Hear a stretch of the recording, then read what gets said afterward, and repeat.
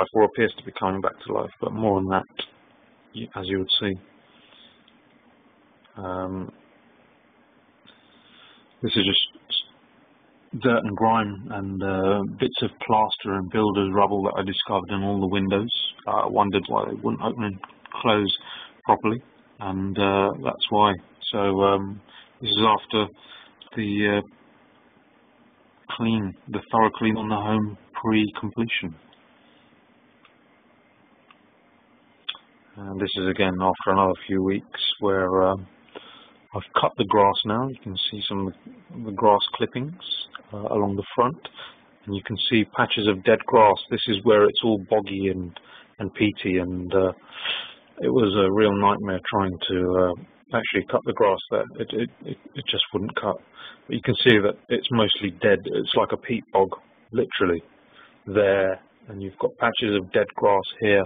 And this, it turns out now, is due to them supplying contaminated soil and not completing the remediation for the existing contaminated soil properly.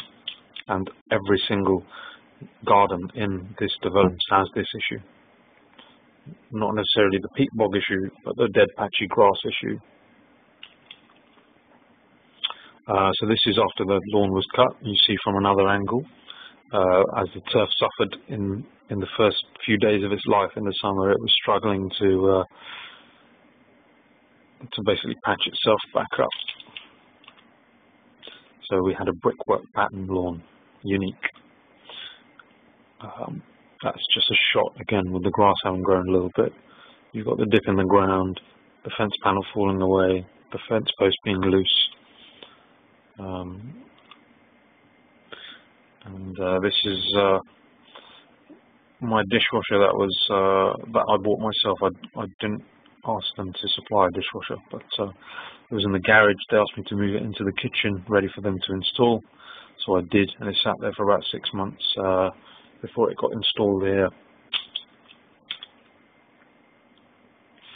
And you'll see from my other videos that when I moved in, I noticed that every single door and drawer had knife marks on where the handles are, because Barratt's cleaners had not bothered to loosen the handles before taking the shrink wrap off the doors. They just cut the shrink wrap with a Stanley knife and then scored and scarred all the kitchen doors.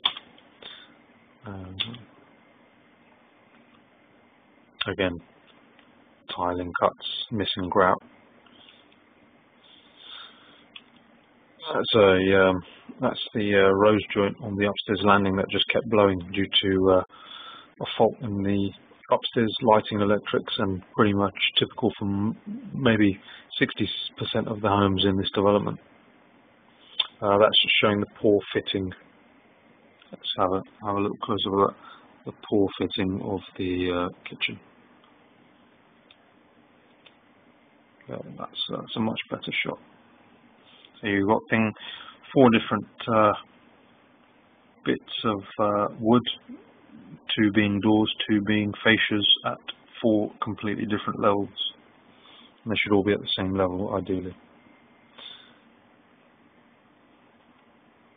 That's the gap in the skirting and the carpet that I told you about earlier, where they had to move this end panel in order to get the integrated door for the washing machine on.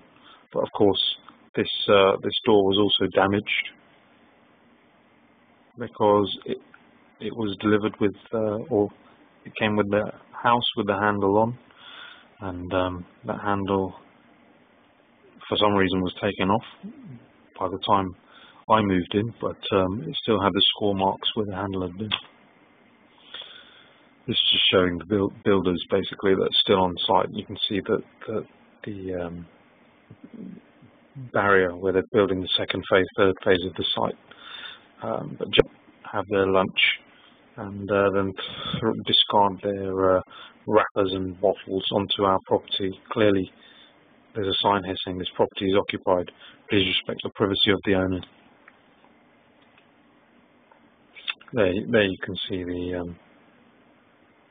the barrier. All this is new buildings going up behind. Again, that's just with the barrier open. and them actually taking a feed for their three-phase electric from that home, and if that home is typical of the other homes in the development, then these guys would have had to foot the bill for the electric that these chaps ran into their development site for all their electric gear, because Barratt didn't take any meter readings on completion and hand them over to Eon ready for the account transfer. So, as I said, we footed the bill for the electric that they took from our properties, even though they were their properties at the time. That's a Barratt Homes van. You can't really see it very well on the camera, but I decided to take this just showing the water in the drum, because as the machine malfunctioned, stopped and flooded. And again, this is just showing the model number and make of the machine. Another shot just to show where the paint had come away, where the machine was butted up to the sink and was vibrating and rubbing against it. And that's a close-up, that's a better close-up of where the machine was touching the sink. This is a picture of the kitchen pre-completion, a couple of days pre-completion, and it actually shows the shrink wrap on the doors. So this is when they weren't damaged, pre-Barratt's cleaners coming in and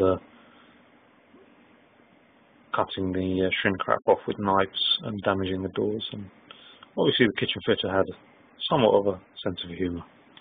Good man. Poor fitting though. Again, this is a day or two pre-completion. No carpet, etc., etc. And we're back to the beginning. That's just a little bit